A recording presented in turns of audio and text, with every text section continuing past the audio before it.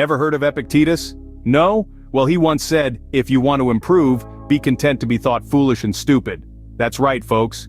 Today, we are embracing our inner fools to dive deep into the wisdom of Epictetus. Let's get to know him a bit, shall we? Epictetus, a man of humble beginnings, rose to become one of the most influential Greek Stoic philosophers. Born as a slave in Hierapolis, Phrygia, he spent his life pursuing wisdom and sharing his insights with the world. His most notable works include the enlightening Discourses and a selection of writings that have guided and inspired countless individuals through the ages. His teachings, deeply rooted in the philosophy of Stoicism, have a striking relevance in today's world.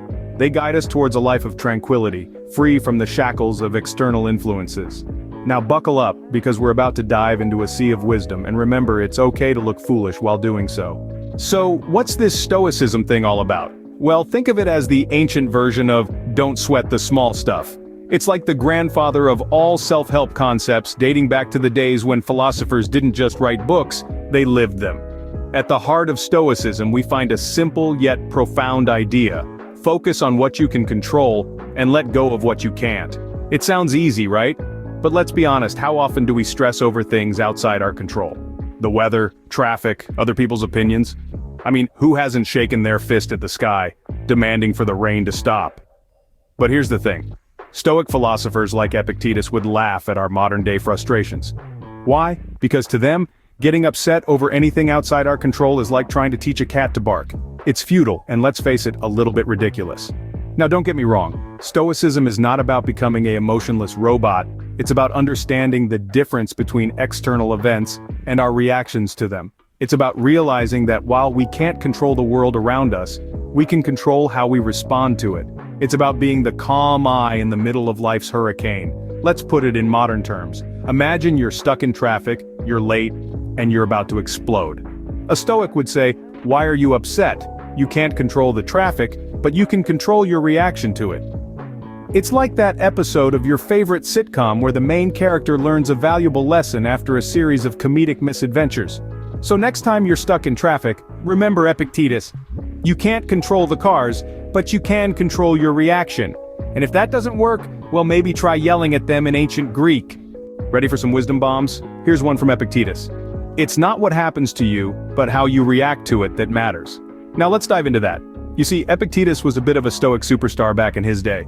He essentially said that life is like a game of dodgeball. You can't control the balls being thrown at you, but you can certainly dodge, dip, dive, duck, and dodge. So whatever life hurls at you, remember the 5 Ds of dodgeball and Epictetus's wisdom. Here's another gem. He who laughs at himself never runs out of things to laugh at. So, you know those moments when you trip over an invisible obstacle, and you look around hoping no one saw? Epictetus says go ahead and laugh at yourself. It's a great way to never run out of comedic material. And how about this one? Wealth consists not in having great possessions, but in having few wants. Imagine the richest person you can think of. Now imagine them being miserable because they want more. Epictetus encourages us to find wealth in contentment, not in a garage full of sports cars. Lastly, only the educated are free. Now he wasn't talking about having a fancy degree. He meant that by educating yourself about life, your mind, your reactions, you can free yourself from unnecessary suffering. So remember folks, the next time life gives you lemons, don't just make lemonade. Ask yourself, what would Epictetus do? Probably he'd tell you to stop worrying about the lemons and just enjoy your day. Well, that's a wrap on our whirlwind tour of Epictetus's wisdom. Feeling any wiser or just more foolish? Either way, I'd say we've done our job. We've dived into the art of Stoicism, learned to navigate life's uncertainties with grace, and recognized the importance of inner tranquility. We've seen how Epictetus's teachings can guide us in this chaotic world. So, until next time, remember, don't sweat the small stuff. And if you do, just remember it's all small stuff, especially according to Epictetus.